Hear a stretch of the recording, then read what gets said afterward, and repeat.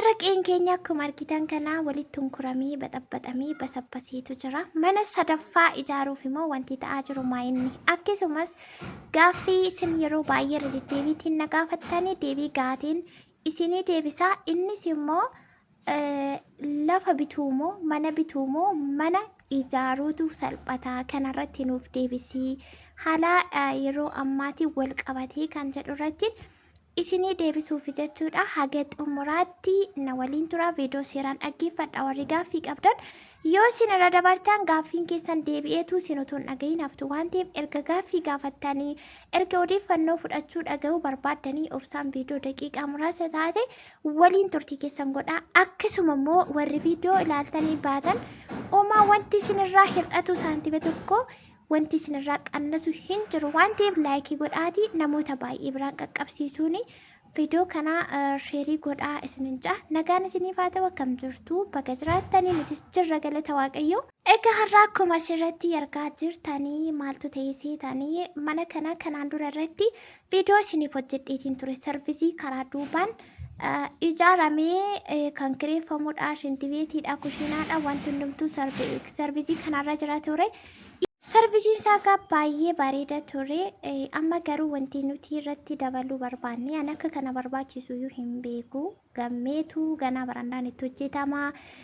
Sababni isaayyuu ganni yeroo dhufu bokkaan mana keessatti karfaffaa kireeffattoota illee tuqa akkasuma barriilleen balleessaa qalameenis ganaa dibama waan ta'eef isallee irraa dhiqa waan ta'eef ammuma barandaan irratti hojjetamuu qaba kan jedhu munni bitamee qorqorroon bitamee waan hundumtuu dhufe har'a ogeessi kanarraa lafa roobni lafa dhiitee dhoqqeessaa olee amma isaan misaayyaanaan immoo bakka kanan jira maaliif kanaan qabee deebii isaaniin deebisuufi jedheetiin dhufechuudha. Warra mana ijaarumoo bituu wayyaa akkasuma laftuu haalli lafa itti bitamuuf gurguramu amma yoo jettanis immoo asumaan isin deebisuuf jechuudha. Anis immoo akkam yoo ta'e wayyaa kan jedhu bakka sana obbuuseetiin isin deebisatu ana ta'e akkaman godha kan jedhuun. Yeroo ammaa kanatti egaa biyya keenya keessatti qaala'insi jireenyaa oluma deema malee gadi miti.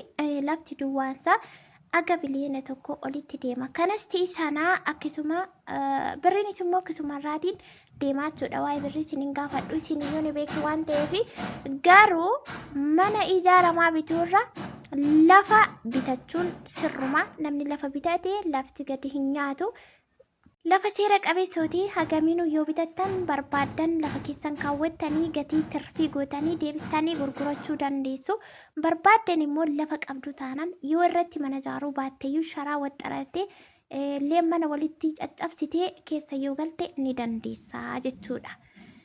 Kan kanarraa hafe mana bituu jechuun akka kootti gaarii miti waan badaa waan nama mancaasu waan saantiba namarratti fixuu fi waan akka malee nama dabbaru jechuudha. Akka kootti sirriitti caqasaa sirriitti dhaggeeffadhaa. Lafa bitachuun baay'ee tokko bareeda. Lafti gatee namaan gatu nama nyaatu jechuudha. Yoo dandeessan irratti ijaarrattuu hin dandeessan taana waanuma ta'e wayii qorqorroo luukii 20 luukii 25 irra buustanii achi keessatti amma haala mijeeffattanii sirriitti ijaarrattanitti yeroo dabarsuu dandeessu. Yoo immoo irratti ijaarrates lafa keessan deebistanii tirfii gootanii gurgurattanii waan barbaadan ittiin sochoofachuutii dandeessu. Mana ijaaruu moo bituu wayya seedhu irrattis mana ijaaruu wayya. Mana ijaaruu wayya bituu wayyuu wanti hundumtuu qophaa'aa aga fe'iyyuu yoo ta'e maallaqa itti baasanii bituu wayyuu salifaatii hin qabne sadadhabbii hin qabne yoo jettan ta'e kun otoo ana ta'e hin bitu jechuudha. Mana bituun baay'eema tokko badaadhaan jedhani. Tokkoffaa maallaqa aga qabdan isinirraatii muxuxxi godhee saantifa isinirraa harcaaseeti kan manni bitamu jechuudha. Manni sun immoo mana akkamiiti?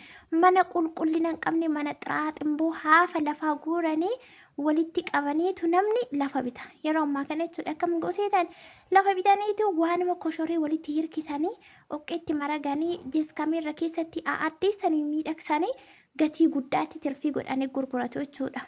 Nuti immoo qibamoonni immoo achi bidirgi jennee utaallee kaanii manadha mana lafa manni irra jirudha inni mana sana binna manni sun mana busaa mana hundee hin qabne mana dhumaa kufaa jechuudha. Maaliifi sirriitti intinaa samoodonni saayikatee mana qulqullinaan ijaarame miti. Yeroo kana ammoo akkam gochuutti deebitu mana sana as addabsiisu yookaan haaressuu wanti keessa jiru hundumtuu forjidiidha waan ta'eef meeshaa kana bituu tokko ittanii mana deebistanii ijaaruu jechuudha. Kana jechuun immoo waan baay'ee isaa ulfaatuuf yoo dandeessan lafa bitadhaatii lafa keessan irratti yoo dandeessan ijaarrachuu hin dandeessan taanaan lafa keessan tursitanii bulchitanii deebistanii gatii irra bittan irra caalaa tirfii gootanii gurguratanii ittiin waan barbaadan hojjetachuu dandeessu jechuudha. Haala mimmiyeeffachaa deemtu ala ijaaramee lafa wajjin wal qabate si bitaanaa barbaada wanti jedhamu sun akka kootiitti dogoggora baay'ee badaadha. Maaliif